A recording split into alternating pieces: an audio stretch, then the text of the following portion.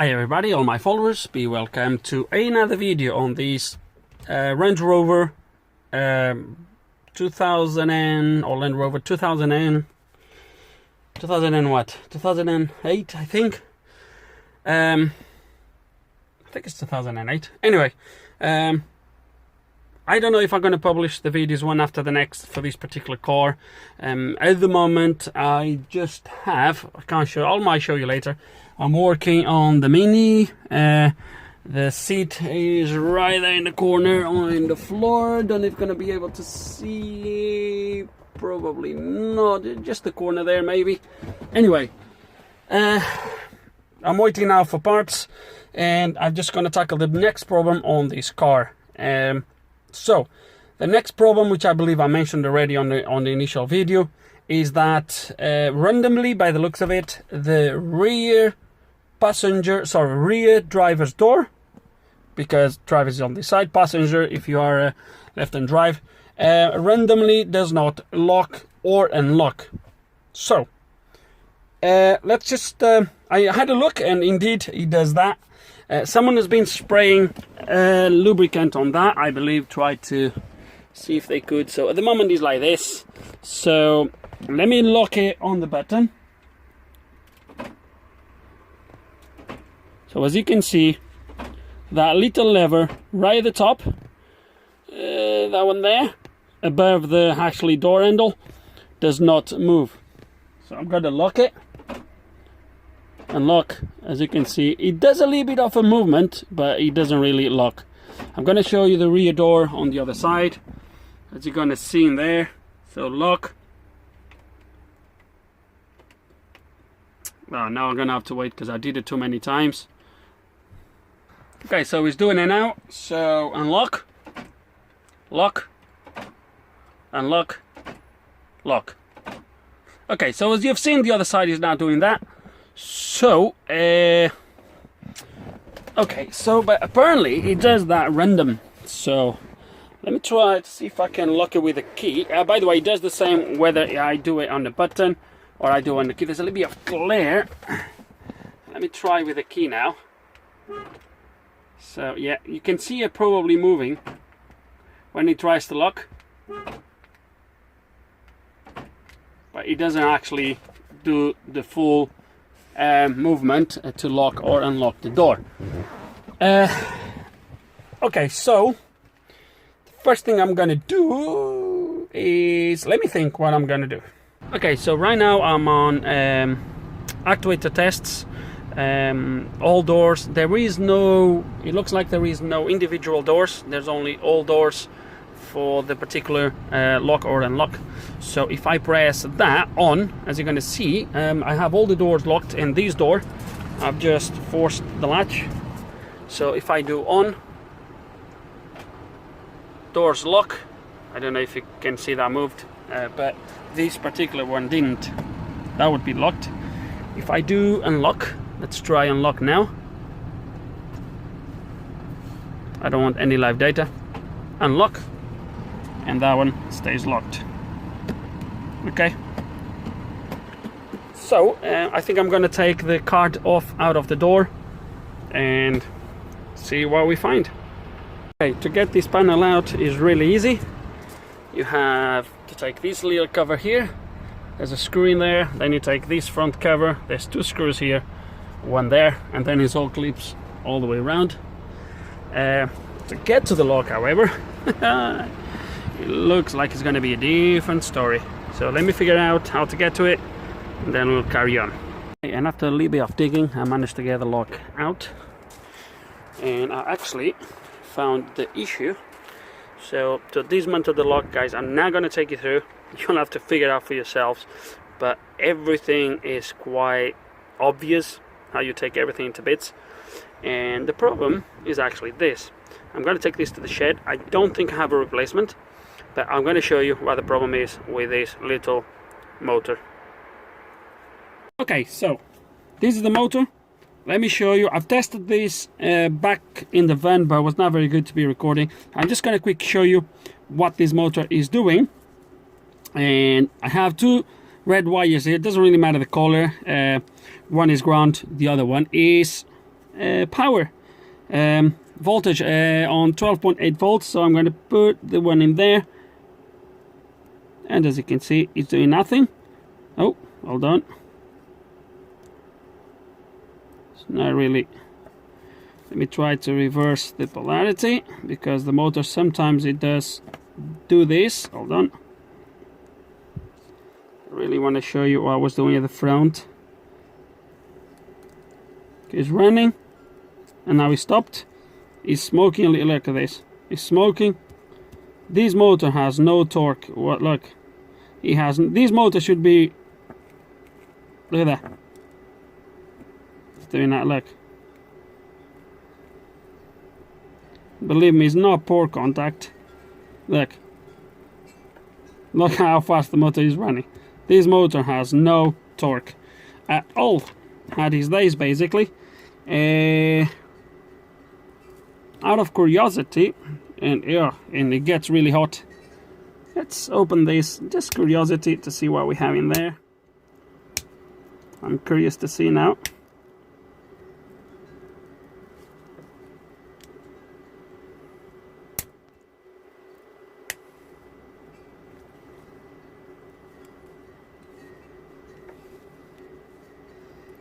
We're gonna find most likely the brushes. Ooh, look at it. Yeah, no brushes at all. Alright, so it does make sense. So let me show you this. I don't know how good it's gonna be. Let me try to focus this. So first of all, look at the rotor in there. But look at the brushes. There's no brushes left.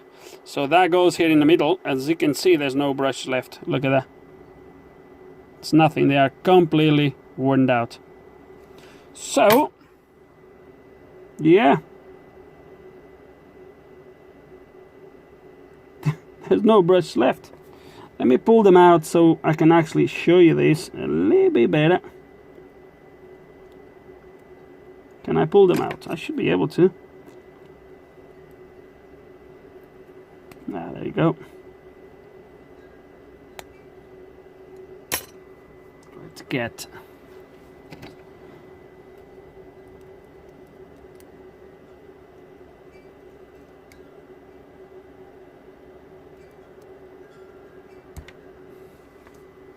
There we go. Now you can see there is no brush. So obviously this is the outside, is not the brush side. That's the brush side.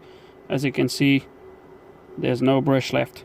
So this is basically a motor replacement, if I do have one, which I strongly believe I don't, unless I go to one of those locks that I have spares and see if I have one in there. That's probably what I'm going to do. Okay, and I looked, and no, I didn't have nothing similar. I found one, but the shaft is way too short.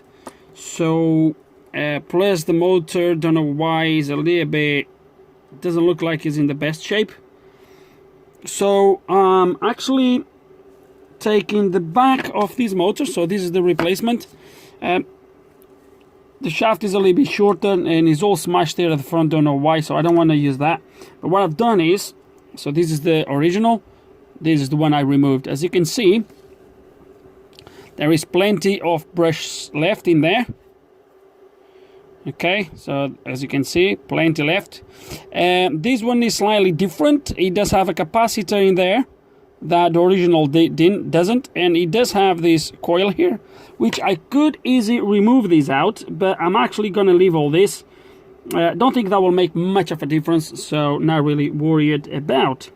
So now we are going to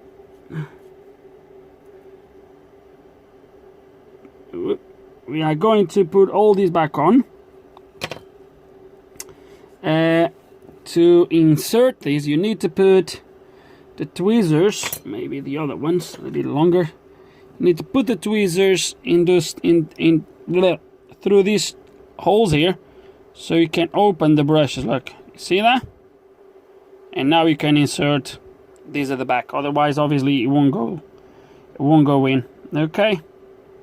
So let's see if I can do this like that.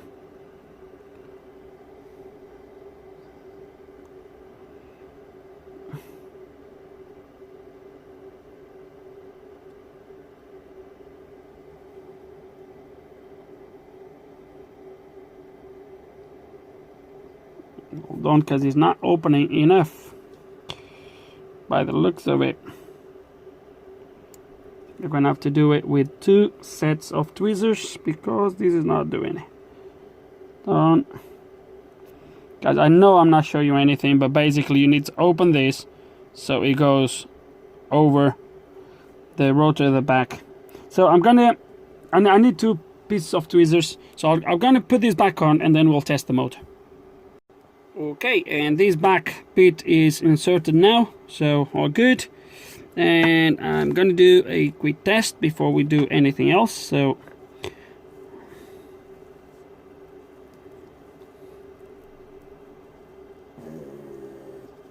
sweet, runs okay one way. Let's check the other way. This motor actually has a connection to the body.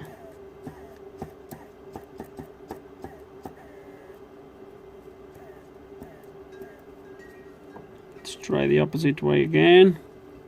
And what I want to see as well is how much torque I do have on this motor. Oh yeah, I do have torque on this. Oh yeah. So I'm happy now to close these little tabs here on the side. That's going to hold these back thing in place. Let's see how it goes. We'll try a few times before obviously we put everything back on. This old motor is rubbish, so we don't get into this again. And yeah, so let's kind of lock this, fit it back onto the lock and see what happens. Okay, the motor is back in, but I think I'm going to just assemble this, even if just with a few screws temporarily, just to give it a good test. I put some more grease, some of this white grease, lithium grease. So yeah, I'm just going to put it back on, a little bit of grease, and then we'll give you a good test. Okay, and I have right now everything connected, kind of all latched, all doors, so we should be able to try it. So I want you to look at this lever. This is the one that goes back and forwards as you lock and as you unlock. Lock, unlock, lock, unlock, and when you unlock, it's actually all the way. It doesn't move any further. So it's all it's doing the full movement. Okay, and this is the double lock. So it's double locking, locking. Yeah, it's good. Wow, it looks like. Oh crap. Okay, I think I tried too many times. Gonna have to wait a little bit. Let's do a few more times. Lock, lock. Oh, beautiful. I'm really happy. Okay, it's again. Okay, you can only lock and unlock a few times with the remote until it stops, and then you need to wait a little bit. Don't know the reason. Really, must be a reason for that, but BMW does the same. A lot of cars they do that. So anyway, I'm happy that the lever does the full travel when you lock and unlock. So which means the motor is doing its job.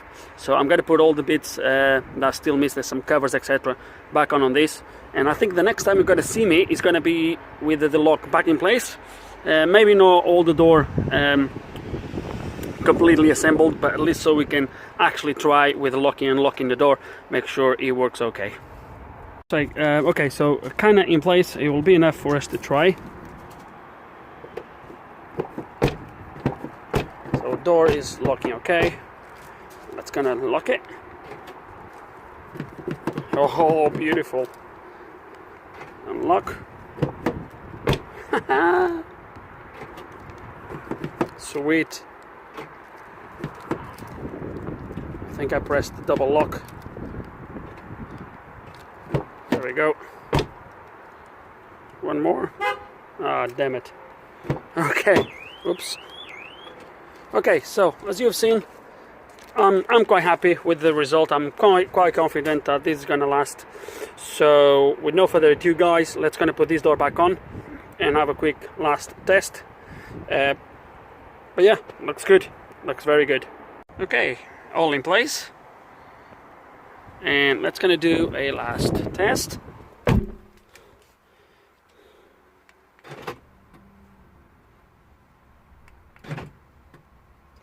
Let's just double lock, make sure it doesn't open on the inside, which it doesn't. So one unlock, there we go. Now that's gonna do it again on the outside. So open, lock, unlock. There it is. So I think I'm gonna wrap up this video here now. Oh dear me. Right, so yeah, ideally you probably would say, well, at least a new motor.